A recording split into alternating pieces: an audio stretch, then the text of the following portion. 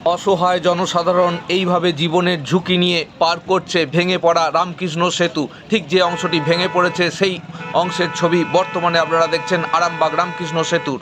হুগলি গ্রামীণ জেলা পুলিশের পক্ষ থেকে জনসাধারণকে অবহিত করা হচ্ছে যে গতকাল রাত্রে কালীপুর ব্রিজের একাংশ ভেঙে পড়ায় এই ব্রিজের উপর দিয়ে ভারী যানবাহন চলাচল কঠোরভাবে নিষিদ্ধ করা হয়েছে।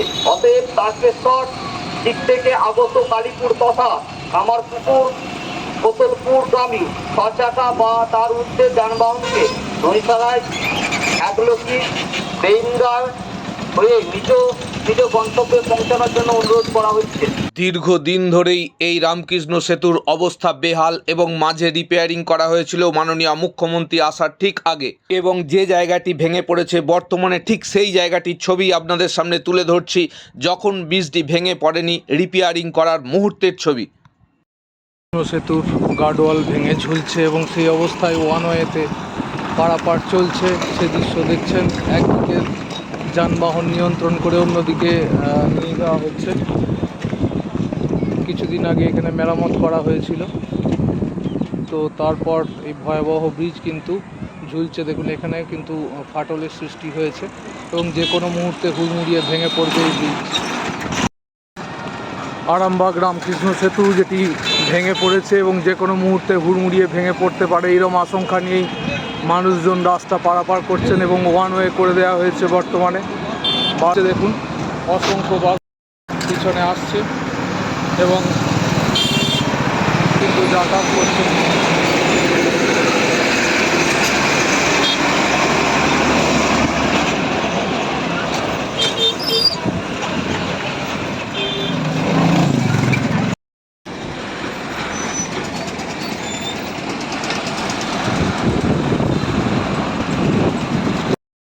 এই জায়গাটি ভেঙে পড়েছে দেখুন।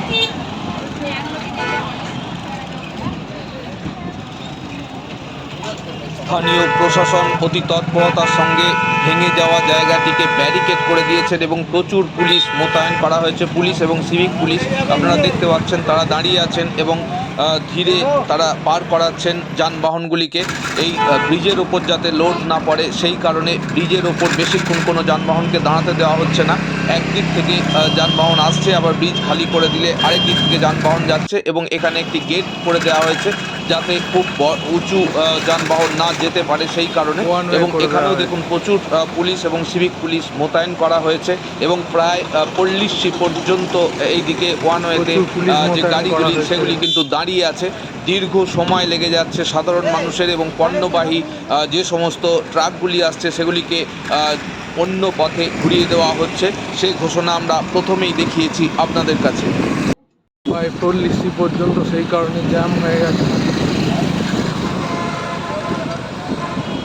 অন্যদিকে জানেন যে তারকেশ্বর বিষ্ণুপুর যে রেল লাইন সেটিতে গোঘাট পর্যন্ত ট্রেন চলে এবং এই সেই আরেকটি ব্রিজ, অর্থাৎ সড়ক পথে যাতায়াতের যেমন ব্রিজ আছে দ্বারকেশ্বর নদীর ওপর, ঠিক সেরকমই এই ব্রিজটি কিন্তু রেল পথে যাতায়াতের এবং রেল প্রতিনিয়ত এখানে যায়। তো আমরা মাননীয় রেল আধিকারিকদের কাছে এই অনুরোধ জানাবো যে যে সমস্ত ট্রেনগুলি আরামবাগ পর্যন্ত আসে এই প্রবল যানজট থেকে রক্ষা পাওয়ার জন্য এই মুহূর্তে যদি সেই ট্রেনগুলিকে গোঘাট পর্যন্ত বর্ধিত করা হয় তাহলে কিন্তু এই সাধারণ মানুষের প্রচুর উপকার হবে।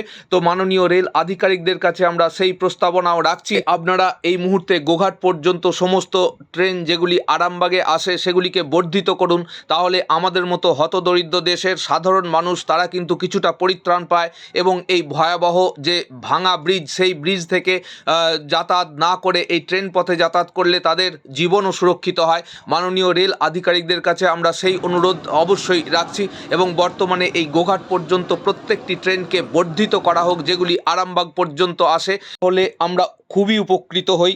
এবং আমরা যেহেতু তারকেশ্বর বিষ্ণুপুর রেল নিয়ে প্রতিনিয়ত ভিডিও করি সেই কারণে এই অনুরোধ মাননীয় আধিকারিকদের কাছে আমরা রাখলাম। ভ্যান্ডার বগিতে কেউ নেই, শুধু একটি মাত্র সাইকেল আর একজন ওই ব্রাহ্মণ আছেন। সাইকেল নিয়ে রোজ যাতায়াত করেন? হ্যাঁ, রোজ পুজো হলে। আর সাইকেলের জন্য কি আলাদা ভাড়া দিতে হয় না? হ্যাঁ। কি এর জন্য আলাদা টিকিট কাটতে হয়? হ্যাঁ। কত টাকা করে টিকিট কাটতে হয়? 50 টাকা টিকিট কাটতে হয়। 50 টাকা করে। আর আপনার কি ডেলি করা আছে নাকি? আমার ডেলি করা আছে। মান্থলি কত টাকা লাগে? সেটা বাবা করে গেছে। আচ্ছা আচ্ছা, আজকে কি পুজো আছে বলে যাচ্ছেন? আজকে বোধহয় হ্যাঁ মনসা পুজো। আচ্ছা আচ্ছা, তো ট্রেনটা হয়ে আপনাদের সুবিধা হয়েছে? হ্যাঁ হ্যাঁ হ্যাঁ।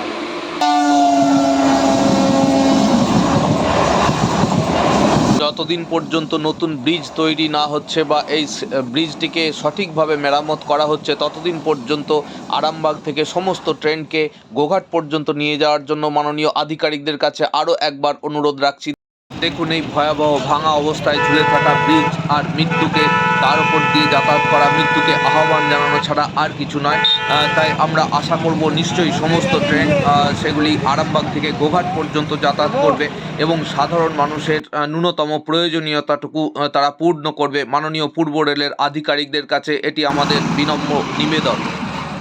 দেখুন ঠিক এই মুহূর্তে হাওড়া গোঘাট লোকাল এই আরামবাগের দ্বারকেশ্বর নদীর ব্রিজ অতিক্রম করে সামনের দিকে এগিয়ে চলেছে এবং এরপরেই পড়ছে সেই দ্বারকেশ্বর থেকে বিষ্ণুপুর পর্যন্ত যাওয়ার যে বাস রাস্তা, সেই বাস রাস্তাটি যার ওপর দিয়ে বর্তমানে ট্রেনটি যাচ্ছে। দেখুন এই সেই আন্ডার ভেহিকেল পাসিং এবং এই রাস্তা যাচ্ছে আরামবাগ ব্রিজ। সেই আরামবাগ ব্রিজ ভেঙে পড়েছে। যতদিন পর্যন্ত এই ব্রিজ না মেরামত করা হয় ততদিন পর্যন্ত অন্তত আরামবাগ থেকে প্রত্যেকটি ট্রেনকে গোঘাট পর্যন্ত নিয়ে যাওয়া হোক এবং সাধারণ নিম্ন মধ্যবিত্ত মানুষের কথা মাথায় রেখে এই কাজটি অবশ্যই করা হোক। আশা করব সহানুভূতির সঙ্গে বিষয়টি বিবেচনা করা হবে। অনেক অনেক ধন্যবাদ। শুভ সন্ধ্যা। সকলে ভালো থাকবেন, সুস্থ থাকবেন। নতুন ভিডিও নিয়ে খুব তাড়াতাড়ি ফেরত আসবে।